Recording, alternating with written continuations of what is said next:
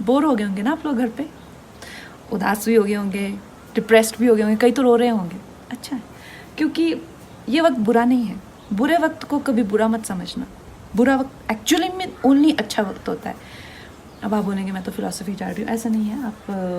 आप जानते हैं कि मैं एक मामूली सी, बहुत सारे कलाकार होते हैं, बहुत सारे लोग होते हैं, पर आप वो लोग खुश ये नहीं कह सकते कॉन्फिडेंस से कि मैं खुश हूँ, जो मैं हूँ वो बन के, वो आज इस मुकाम पे खुश हूँ, मैं कॉन्फिडेंस से कह सकती हूँ। एंड ये बहुत बड़ी अचीवमेंट है अपने आप में, किसी भी अवार्ड से, किसी भी पैसे से, किसी भी मुकाम से बहुत बड़ी अचीवमेंट है। और मैं ऐसे कैसे बनी दोस्तों, मैं 15-16 साल की थी जब मैं घर से भाग गई थी।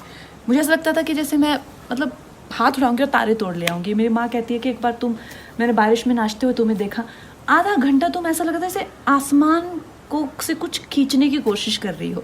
ये सच है, मुझे ऐसा लगता था। और ऐसा ही हुआ। जैसे ही मैं घर से भागी, 1.5-2 साल में मैं एक फिल्म स्टार थी, एक ड्रग एडिक्ट थी। मेरी ज़िंदगी में इतने सारे कांड चल रहे थे कि मैं ऐसे लोगों के हाथों में लग चुकी थी कि जहाँ से मुझे शायद मौत ही निकाल सकती थी। ये सब इतना सब डेंजर हो चुका था मेरी लाइफ में जब मैं टीनेजर ही थी अभी। तो सोच लो मैं कितनी खतरनाक हूँ। एनीवे, सो उसके बाद हुआ यूँ कि मेरी ज़िंदगी में एक बहुत अच्छे शख्स आए, मेरे मित्र, जो उस टाइम एक स्ट्रगलिंग फाइट मास्टर थे। तो उन्होंने मुझे योगा मित्रता हुई तो उन्होंने मुझे योगा कराना शुरू किया। एक दिन उन्होंने कहा आंखें बंद करो। आंखें बंद की तो मैं रोना ही ना रुके। तो कहते यार बड़ी अजीब लड़की, आंखें ही नहीं बंद कर सकती, तो मेडिटेशन कैसे करेगी।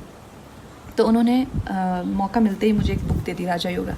तो उस बुक में प्रोसेसेस हैं बहुत सारे, बहुत अच्छे, और मैंने विवेकानंद जी को अपना गुरु मान लिया।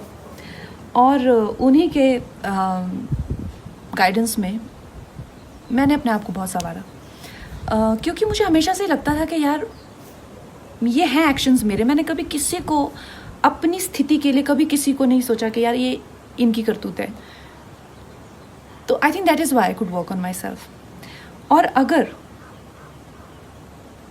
वो मुकाम मेरी ज़िंदगी में नहीं आता तो शायद मैं भीड़ में घूम जाती, शायद मैं इतने आगे नहीं आ पाती।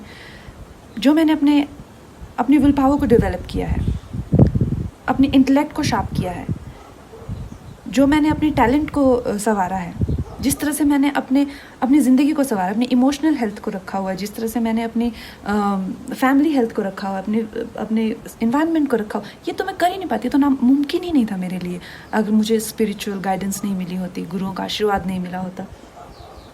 तो इस मुकाम की बड़ी अहमियत है। और जो प्रोसेस मैंने किया था, ब्रह्मचर्य का मैंने सहारा लिया था 2-2.5 साल। उस टाइम पे मैंने एक फ़िल्म की थी फैशन, और मेरी एक बहुत अच्छी मित्र थी अश्विनी देशमुख, आजकल उनसे बात नहीं होती है, पर वो उस टाइम मुंबई मिरर की जर्नलिस्ट थी।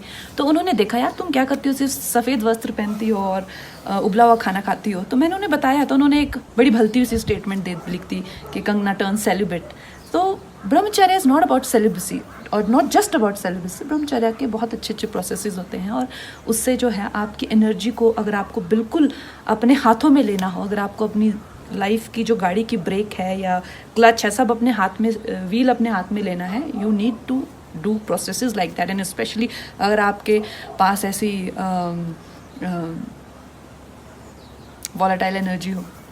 तो दोस्तों कहने का मतलब ये है कि इस वक्त का फ़ायदा उठाइए, बुरा वक्त ही ओनली अच्छा वक्त। और अब 5वें दिन मेरी और रंगोली की एनर्जी भी थोड़ी लो आती जा रही है। क्या कहती हो रंगू? बहुत लो है आज।